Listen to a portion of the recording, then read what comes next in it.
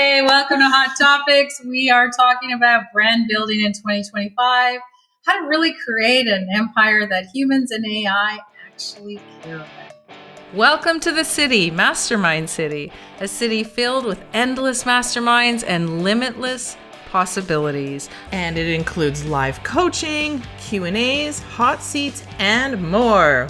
Hi, I'm Faye Chappell. And I'm Stacey Maynard, and this is the Hot Topics of the Week, where we bring you a vibrant, uplifting, and inspiring conversation focused on how you can make a lasting impact for yourself and for your business. For us, this is more than just a business. It's a professional community.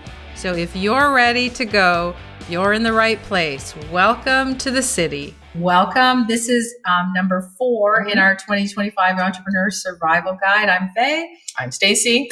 Thanks for joining us. And yes, this is the grand finale of this 4-episode series. So if you have not, if you're joining us for the first time now, go back, get caught up.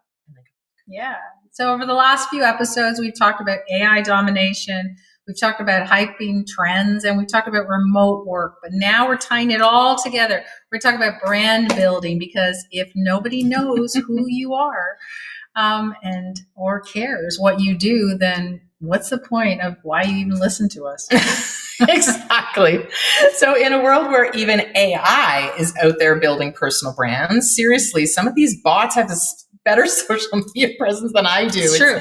It's ridiculous. But you have to stand out, right? Yeah. So we're going to talk about maybe 10 actionable steps, because we like the number 10, to create really a brand that resonates with both humans and maybe with the algorithms. So, all right, let's go. Let's level up your branding game. Okay. Let's roll. So why does branding matter, right? What's different in 2025 than, I was going to say 2015, but maybe we just say 2024. One word: authenticity. That's as simple as it gets. People can smell corporate fluff a mile away. And if your brand isn't genuine, then they just scroll right past you, right? Like they're looking on their phones and they want to see a real person doing the thing. Right. You don't want to be mistaken for an implant, a neural implant, right? You want to, in all seriousness, make as much noise as you can out there and cut through everything so people can find your brand, a brand that feels real, that feels relatable, that feels consistent, one that actually makes sense. Again, you can spot a fake a mile away. And consistency, right? Be consistent. So basically, let's just say on Monday, you did Save the Dolphins. And then on Tuesday, you did dolphin-free t-shirts. You can't really do that, right? You're going to lose your audience so faster than they can say #cancel. Yeah, you have to really understand, and we've been knocked on it by our marketing girl. Yep. You have to make an emotional connection with people, right? You want to make sure that they gravitate towards your brand with, your clear mission, with interesting stories. That's what we try to do. What we tell you each and every week is what we truly believe.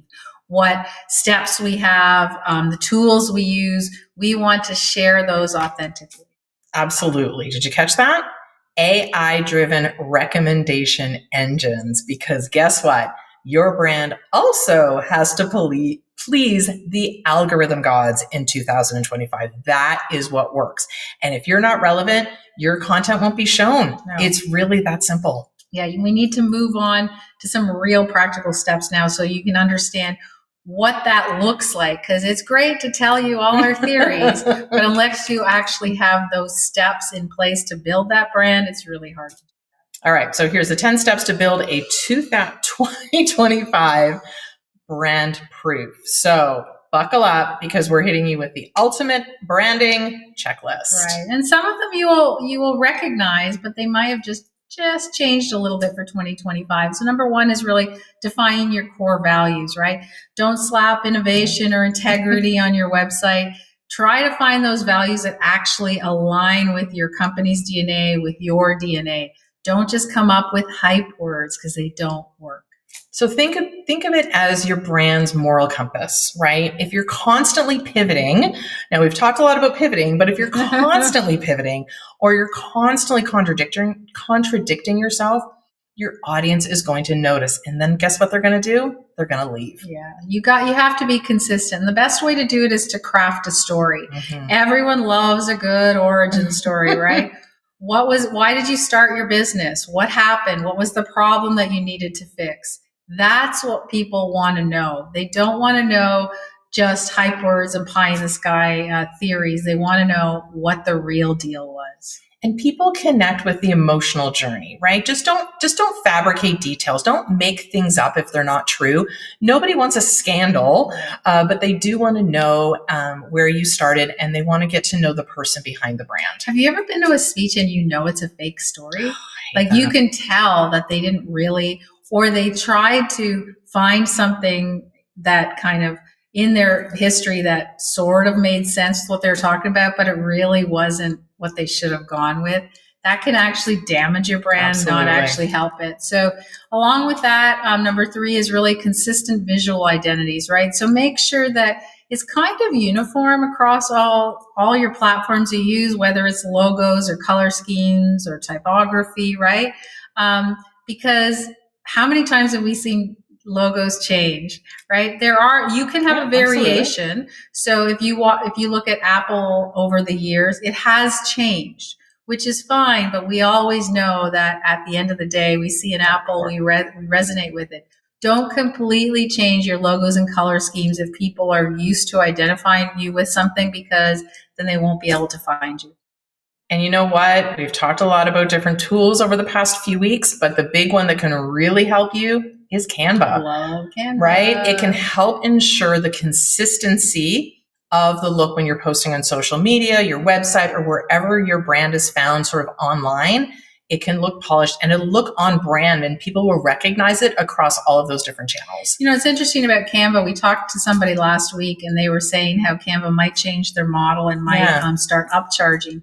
It's worth it. So even if they raise the price, there's not one tool we can actually name that is overall better for somebody establishing their brand and their business. So take a look at it anyways. Number 4 is about leveraging AI. This is the one that's near and dear to my heart. AI is not the enemy here, guys.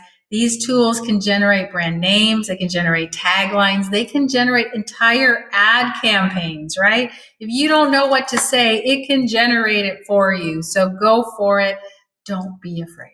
So again, things like ChatGPT, Gemini, all of those ones can really help you with brainstorming names. They can give you ones that are on trend. They can give you reasoning behind why they're recommending this particular name, which I really like, right? So they can come up with taglines and slogans and all of that kind of stuff. But just remember to keep that human touch for final approval. So look at it, Google it. Is there something that's similar in that name that maybe doesn't align? Or is the exact opposite of what you're saying? Take a look at all of those things as well. Because then, think about translation, think about different ways it can be worded, think about acronyms, think about all of those things. But definitely that idea generation and brainstorming with your AI, again, working with the AI can be a huge advantage. And remember, AI is only good as the input. So if you're worried that it's going to take over everything and completely change what you've already established, it doesn't. You tell it what you want, so it won't just create something that you've never heard of or are not interested in. That's why it's really, really important to understand how to use AI in your own voice. So again, we have a masterclass in our hub, completely free. It'll get you started. Number 5 is social media presence, right? You choose platforms that matter to your niche, right? If you're B2B, you're going to look at LinkedIn, right? LinkedIn might be your home base. If you're targeting Gen Z, actually, you want to look at TikTok, right? Because they haven't moved on to the next big thing yet. But I'm sure maybe they have and they haven't told us about it because they like to hide those details. But you need to see what social media platform works for your brand. Just because you have access to all of them doesn't mean it works. And keep it consistent. Back in the day, last year, there was a lot of, you had to talk this way on this platform and this way on this platform and this way on this platform. That's kind of all gone to the wayside now because you're still you. It's the way that you talk, that sort of, we used to call it brand voice. And that's still, in regards to that consistency, still very important. So again, you've got that handle over on, Twix, Twitter/X, Instagram, LinkedIn, Facebook, wherever you're hanging out. Keep the same lingo, because people will recognize that across the brands and go, oh, okay, that is still them, instead of a different way of speaking on the different platforms. Yeah. And speaking of platforms, number 6 is influencer partnerships, right? Influencers can literally skyrocket your brand awareness. You've seen it all, but it can also hurt you if you don't pick the right influencers. And sometimes AI is the way to go, right? But whoever you choose, they have to align with your values. So if somebody says to you, this person has 1 million followers, go ahead and partner with them, and you just blindly do it, and then you realize they are talking about topics that go completely against what you stand for, what your core values are, it's not going to work. So be very careful with this one. Because there's nothing worse than an influencer who does not care about your product. All they're doing is talking about it just for the free stuff. That is not good, and that is not going to help you, and it's not going to help your brand. So again, picking the right one, very, very important, and do your research. The controversial one right now is SEO, right? And content marketing, because it sounds really old school. Everyone used to say, oh, you need to hire an SEO expert to optimize it. And it is really important. SEO still exists. The difference now is a lot of the software and programs already have it interlaced in, so you don't need somebody. However, it's equally as important. If you don't have anyone, you have to make sure you're optimizing your software for keywords and hashtags or whatever that platform is still looking for. Because you still need a blog, right? There's still written words, and they're still being scoured through the internet. So tools like SEMrush can really help you with relevant keywords. Think about your written content. It's still king or queen, maybe the whole royal family. I don't know. But it's still very relevant to focus on those blogs, because it's, yes, video. We're talking a lot about video, and here we are. But that written word is still part of your content strategy. We work really hard on our community building, right? A loyal community is literally worth more than 10,000 random followers. So whether it's a Facebook group, a Slack channel, Discord, or our hub, right? You want to make sure that there is somewhere for your followers, your clients to be able to come into, to be able to know that like-minded people are there. But if they ask a question or they engage in some way, respond. Don't just leave them hanging, because the worst thing is to ask a question or make a comment and then crickets. Right. So make sure you're responding, make sure you're engaging with them. Create ideas within your community, in your online community. Polls, that kind of stuff can really engage your audience and bring them in. And it makes them feel part of what you're building. It makes them feel part of that brand story. And going on to that, remember to give them a customer feedback loop, basically, because as you hear from them, you want to listen to them, and you want to add surveys or polls or anything that makes you understand what they love, what they hate, what they want more of, what they want less of, so that you can actually respond to them. Listen, and pay attention, but don't ignore that feedback. That is the worst thing you can do. It's kind of like ignoring a smoke alarm when your house is on fire, right? You wouldn't do that. Again, they want to be part of your journey. They want to be part of the conversation. And as soon as they start to give you that feedback and you listen, the more information they're going to be giving you. So if they say something and you ignore it, guess what? They're going to run for the hills. So, and then the last one really is to measure, and refine it. Track your brand metrics, right? Share a voice, promoter scores, brand sentiments, whatever you can. Try to measure as much as you can, because if something's off, you have the ability to fix it fast, right? So unless you're actually measuring who's listening, who's watching, what you're doing in the marketplace, you don't really know if you're on the right track. Because your brand is always evolving, right? Our brand has evolved over time. It's not just a one and done deal. You don't build a brand and you go, thanks, check, right? We see how fast things change. Your brand is basically like an evolving conversation with your audience, learning, going back and forth, adapting, changing, listening, engaging, and refining, all of that kind of stuff. So on top of measuring what's going on, getting that feedback, putting it all together, and making sure that your brand is evolving over time and not just staying back in 2024. Yeah. So we should mention, because we always do, we should like to share some of our favorite tools so that you can implement some of these shiny new steps, right? So let's give them our top ones. Love our tools, right? Because who doesn't love a good tool list? So let's go. Okay, so think about branding and design. We've already mentioned our big one, our favorite one, which is Canva. That can really help you create very fast designs. You can change it and have that brand kit where you're like, click, click, click, all good. Any of the AI generated logos and brand kits, Looka is another one. I love Looka. I've used it many times, and it's phenomenal. The nice thing about Looka is you can generate a logo before you have to pay for it. So if you don't like it, you don't have to continue with it. You can keep regenerating until you find the one you like, and then you can pay for it. Which is amazing. So social listening is a big one. So again, mention Brand24. They're all both great ones to track your brand mentions. This is where it becomes very difficult to kind of follow all of the feeds and all of the social media. But when somebody says something about you, you want to pay attention, right? You want to be quick to do that response, say that comment, say thanks for, saying what you did, both good stuff and bad stuff, right? If somebody has a complaint, you also want to be able to respond to that really quickly for that damage control. So you do want to use some of these social listening tools so that you know immediately when someone's talking about you or your brand. Again, we've talked a lot about content and SEO, right? SEMrush is another one that's great for keyword research. But you can Google other ones as well to really find out what your competitors are using, because your brand visibility really depends on understanding what keywords are out there, what keywords are being searched for, and doing those SEO analysis so that you know what's going on in your industry in regards to SEO. And then put that with, ChatGPT based writing tools. Huge, right? And then, of course, remember to add that human flair to it. Community platforms, Slack, Discord, LinkedIn groups, Facebook groups, whatever that case may be. Mastermind City Hub, create space where your audience can interact and share ideas. That is huge, right?